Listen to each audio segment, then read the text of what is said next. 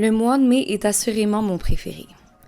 Il commence avec une fête celtique, la Beltane, qui célèbre la floraison de la terre et le retour des beaux jours. De mon côté, je commence toujours le mois de mai de façon très festive de toute façon, puisqu'il débute avec mon anniversaire. À ce moment-là, il y a pas mal juste les jonquilles, les tulipes et les magnolias qui colorent les rues et qui nous promettent que les lilas, les pommetiers et les muguets suivront au cours des prochaines semaines. Même si le printemps commence 6 semaines avant l'arrivée du 1er mai, j'ai l'impression qu'on commence réellement à le vivre à la fin du mois d'avril, quand la neige n'a plus la possibilité de tomber et que les fleurs ont assez d'énergie pour se montrer. Dans ce vlog de mai, vous verrez un peu mon quotidien du 1er au 25 mai via mes promenades en forêt, le démarrage de mon jardin, ma vie de pigiste ainsi que mon anniversaire. Bon, alors j'ai vraiment essayé de donner une structure à ce vlog que je construis dans ma tête depuis genre le mois d'avril, mais j'ai oublié de filmer la moitié des choses. Genre à ma fête, c'était full le fun, ça aurait été vraiment ludique à filmer, mais justement, j'étais tellement dedans que j'ai pas pensé prendre mon sel, ce qui est une bonne chose au final. Mais mon amie Ariane, elle m'a donné un appareil photo jetable comme cadeau le jour de ma fête quand je l'ai fêté au Parc Laurier. Puis ça a vraiment servi de souvenir dans le fond cet appareil-là parce que j'ai pris tout le monde en photo pendant toute la journée. Puis oui, je sais, un appareil photo jetable, c'est pas super écolo, mais j'espère que vous ne mettrez pas au bûcher parce que j'ai voulu profiter d'un magnifique cadeau pour vrai qui m'a rendu vraiment euphorique, je sais pas pourquoi. C'est quand même bien qu'un appareil photo jetable. En tout cas, moi j'ai choisi mes batailles et il n'en fait pas partie. Ok, on est le mardi 4 mai, je viens d'aller porter mon appareil photo jetable aux gens coutus pour qu'ils puissent les développer. J'étais certaine que pendant ma journée de dimanche, j'allais pouvoir prendre des vidéos pour le vlog. J'étais tellement en train de m'amuser que j'ai oublié. Puis même que je voulais filmer l'appareil photo jetable pour vous montrer le processus de développement de photos. En tout cas, j'ai oublié, je viens d'aller le porter. Mais magie du montage, d'ici quelques secondes, je vais vous montrer quelques-unes des photos que j'ai prises pendant la journée du 2 mai. Si j'aime autant mon anniversaire, c'est parce que je l'associe au retour des pique-niques, au début des vacances des universitaires et évidemment aux fleurs. J'adore le fait d'être née au cœur du printemps et j'ai l'impression que c'est une partie intégrante de ma personnalité. Mon amie Marianne me fait toujours depuis 7 ans de magnifiques gâteaux floraux magiques colorés. Cette année, elle s'est surpassée d'ailleurs en faisant un gâteau de chai et poire vegan qui fut un réel succès auprès de tous mes amis. Une autre chose dont je suis vraiment fière cette année, c'est mon ballon réutilisable. L'an passé pour ma fête, si vous avez vu cette vidéo-là, j'avais fait des confettis végétaux, un chapeau avec des retailles de bricolage, que j'ai reporté cette année d'ailleurs. Mais cette année, j'avais pas le temps pour ce genre de choses. J'ai donc contacté l'entreprise Fancy Little Day, la veille de ma fête, vraiment le full dernière minute, et la propriétaire, Bianca, m'a vraiment dépannée en me vendant un de ses ballons devant chez elle, genre un samedi soir. Comme cadeau, puisqu'elle savait que j'allais lui faire un peu de visibilité, elle m'a ajouté des chiffres de mon nouvel âge, qui d'ailleurs s'enlèvent. Elle m'a aussi donné quelques autres chiffres que je pourrais réutiliser à d'autres occasions. Je trouve justement que la culture des décorations d'anniversaire et des fêtes en général est vraiment basée sur les déchets et j'essaie de changer ça à ma manière. Je vous mets d'ailleurs un extrait d'une vidéo YouTube où j'en parle. Vous voulez, le symbole même des événements festifs en a beaucoup à se reprocher niveau environnement. Premièrement, la pellicule de la balloune, c'est du caoutchouc, du latex. Même si c'est pas le matériel qui va être le plus ingéré par les oiseaux marins, ça va être celui qui va causer le plus de morts. En fait, 40% des oiseaux marins qui meurent à cause d'ingération de particules qui ne sont pas supposées dans la nature, c'est à cause des ballons. Sinon, j'ai vraiment reçu de magnifiques cadeaux pour mon anniversaire. Pour vrai, je suis vraiment gâtée, comme ce magnifique vélo et son panier en osier. Mais ça, je vous en reparlerai davantage quand je révélerai l'endroit où je déménage parce que ça a un lien. Et j'ai aussi reçu de fantastiques perles vintage. Donc à la suite de ma fête, je voulais juste comme me vanter de quelques cadeaux que j'ai reçus. Ma tante Carole, elle a reçu dans sa jeunesse, je sais pas, des perles de genre anciens chum, amants, je sais pas trop quoi. Puis là, ma fête, elle m'en a donné. Puis genre, je capote parce que c'est tellement vintage. Tu sais, elle m'a donné comme l'évaluation d'un bijoutier qui date genre des années 80. C'est avec genre le Polaroid, genre ça vaut comme 2000$. Ça me fait juste capoter le fait que ce soit vintage, seconde main et comme qu'il y ait une âme à ça. Je sais qu'il y en a que c'est ma grand-mère qui avait donné. En tout cas, j'en ai des oreilles ici, des petites perles ici, un grand collier comme ça, un petit médaillon comme ça à mettre avec une chaîne. Ça, c'est les perles que j'ai fait réparer dans ma dernière vidéo là, de mon ex. Mais je voulais juste vous montrer ça parce que Je sais pas, petite anecdote vraiment le fun. Bref, finissons-en avec ma fête et parlons un peu de jardinage, parce que le printemps pour moi c'est aussi ça. Malheureusement, puisqu'on déménage en plein milieu du mois de juin et qu'on sera bien occupé avec plein de choses cette année, j'ai pas fait un très gros jardin. Heureusement, il y a ma mère au chalet qui fait pousser plein de choses et j'en profite simplement en me promenant sur son terrain quand on y est. Et pour vrai, ça me fait vraiment du bien. Malgré tout, j'ai quand même démarré quelques semis dès le mois de mars. En plus, des entreprises comme Growers, la Ferme des Quatre Temps ou Mes Boîtes m'ont envoyé de vraiment beaux cadeaux au début du mois de mai et ça m'a permis de bien me mettre dans une belle ambiance maraîchère. Alors, bienvenue dans mon coin de semis, qui est le même coin que mon coin où je cache mon équipement vidéo. Donc, je vais vous faire une petite présentation rapide de des semis que j'ai plantés en mars ou en mai, ça dépend. Ici, j'ai de la nette qui est pas mal rendu gros, là, je pourrais comme le mettre dehors. Ici, j'ai de la roquette. Et ici, j'ai du Mizuna, qui est comme une espèce de feuille comme moutardée. Ici, en fait, c'est comme un emballage ensemencé de chandelles que j'avais reçu à Noël que je voulais planter. Puis c'est comme du gazon décoratif, mais j'en ai pas vraiment pris soin, donc il est pas super beau. Puis j'ai planté à côté d'autres roquettes. Puis là, j'ai planté de la roquette encore aussi.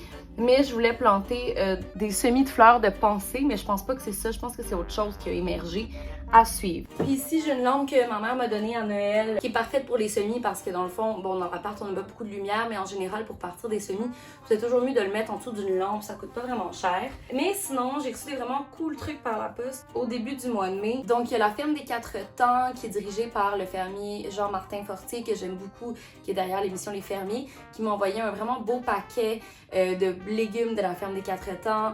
Et ils m'ont aussi envoyé le nouveau magazine Growers, qui est un magazine de jardinage que j'aime vraiment. Puis des capucines, donc j'ai des semis de capucines. Ça, je suis vraiment contente parce que j'en fais toutes les années, mais cette année, j'avais plus de semis.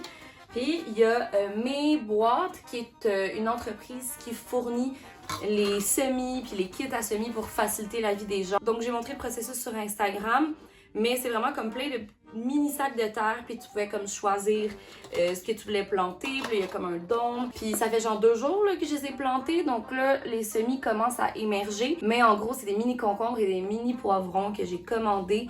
Donc bientôt, tout ça devra être planté en terre. Je vais vous faire un suivi là-dessus. Mais là, la chose dont je voulais vous parler aujourd'hui, c'est que c'est mon beau-père, en fait, le père à mon chum, qui m'a donné un sac à patates. Attends, je vous montre. Dans le fond, tu plantes comme des patates dedans, puis là, il est supposé avoir plein d'autres patates. Donc, je pense qu'on va faire une expérience ensemble. Je vais planter des patates du Québec Rosette, je pense, aujourd'hui. Puis, on verra au cours du mois si ça donne quelque chose.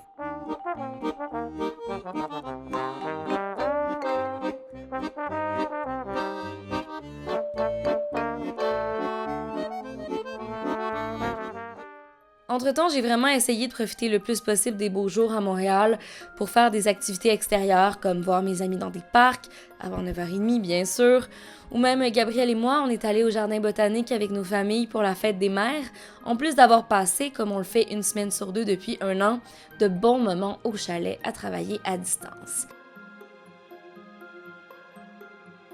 Et de là-bas, j'ai eu au moins 1 ou 2 belles journées où j'ai pu me promener en forêt.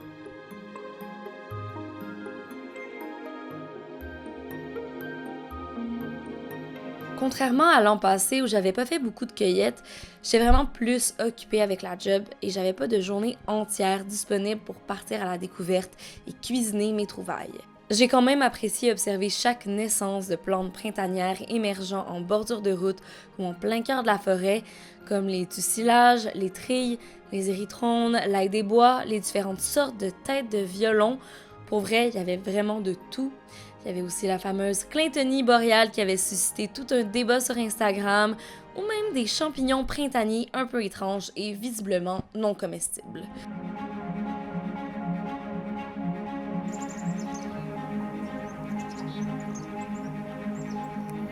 Même si en montagne, au printemps, la forêt est pas à son plus majestueux, c'est le temps de l'année où je préfère m'y promener.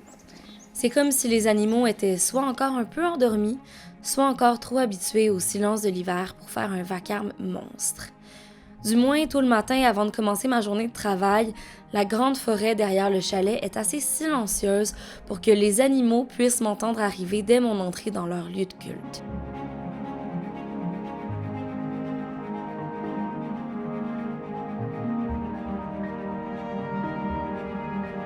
Même si j'essaie d'être le plus discrète possible, je sais qu'ils se cachent entre les branches, m'observent attentivement et attendent que je m'éloigne pour recommencer leurs activités. Je dois avouer que ces moments de latence m'angoissent un peu et je me surprends chaque fois à sursauter dès qu'un bruit se fait entendre.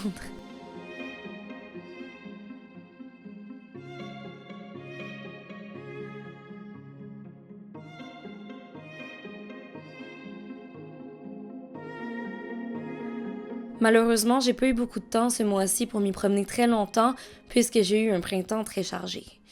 Je suis hyper reconnaissante d'obtenir de plus en plus de contrats qui me stimulent, comme avec des compagnies auxquelles je crois vraiment ou des contrats d'écriture, des contrats de conférences. Et je vous remercie d'être toujours au rendez-vous, peu importe ce que je fais ou je le fais, que ce soit ici, dans un média traditionnel ou sur Instagram. La vie de pigiste est vraiment ce qui me convient le mieux. J'aime pas qu'on me dise quoi faire et j'ai assez de discipline dans la vie pour réussir à tout remettre à tout le monde dans les délais demandés. Par contre, ce genre de quotidien vient aussi avec des angoisses, des questionnements et des déceptions. Alors, on est jeudi le 6 mai, puis aujourd'hui, j'ai eu un début de journée un peu déprimant. En tout cas, j'ai eu une nouvelle qui m'a un peu bouleversée, en tout cas plus que ce que ça devrait. Dans le fond, il y avait un contrat qui était presque sûr, presque signé, que je devais avoir, bon, je dirais pas en détail c'est quoi le projet, mais en gros, c'est un contrat d'animation. Donc, je devais aller à des endroits, 3 jours de tournage, mettons, autour de Montréal pour interviewer des gens sur le terrain qui font une différence. Donc, mettons, sur des fermes, des trucs comme ça. Puis, finalement, en tout cas, le projet a pris une autre direction, puis ils n'auront pas besoin d'animatrice. Puis, genre, ça me bouleverse tellement. J'ai tellement pleuré ce matin parce que, même si j'adore faire de la création de contenu sur les réseaux sociaux, ce qui me motive vraiment au quotidien, c'est d'être sur le terrain, d'interviewer des gens qui font vraiment une différence. Ça fait 1 an que je suis enfermée chez nous, tout ça. Puis là, je sens vraiment que je me plains la bouche pleine parce que j'ai vraiment des chouettes contrats en création de contenu. Je gagne ma vie avec ce que j'aime. J'ai accès au chalet de mes parents qui me stimule niveau créativité, niveau vidéo. Mais tu sais, reste que j'ai toujours l'impression que les contrats là, que je veux comme à un autre niveau, là, qui me font vibrer, là, c'est toujours ceux qui ont un problème puis que finalement ça avorte. Là. J'en parlais un petit peu dans ma vidéo. Je passais une semaine sans mon sel. Tu sais, je vous en parle aujourd'hui parce que, tu sais, vous voyez un peu mon quotidien, en tout cas sur Instagram. Puis je trouve ça pertinent de vous montrer c'est quoi la vie de pigiste. En général, j'ai une super vie professionnelle et tout. Mais ça arrive des fois qu'il y a des déceptions. Tu t'accroches à un projet, puis finalement, il tombe à l'eau. L'autre déception de mon mois de mai, c'est que mon drone, à la fin d'un de ses vols, est devenu complètement fou. Il s'est comme déconnecté de ma manette où je le contrôlais et il a atterri dans un arbre. Autant mon chum que mon père ont essayé de le descendre, mais 2 semaines plus tard, je peux vous garantir qu'il y est toujours. Si jamais je te revois plus, cher drone, merci de m'avoir permis de me pratiquer quelques mois et de m'avoir donné quelques belles images du corridor appalachien. Une autre chose qui me rend heureuse, au moins ces temps-ci, ce sont mes semis qui grandissent et les journées qui s'allongent. Dernièrement, j'ai été assez confiante envers la température des nuits montréalaises pour semer ma calendule et ma camomille dans mes pots en géotextile, après avoir démêlé mes sachets de semences qui étaient vraiment mal organisés, pour planter mes semis de bébés concombres de mes boîtes dans le géotextile qui venait avec et pour laisser ma requête et mon Mizuna dehors. Par contre, pour mes pommes de terre, c'est pas fort. Bon, là, on est le 21 mai, puis je pense que c'est quoi, genre le 4 mai que j'ai planté mes patates. Il y a rien qui apparaît, fait que je vous conseillerais jamais d'acheter ce que j'ai reçu. Regardez, il y a rien qui émerge.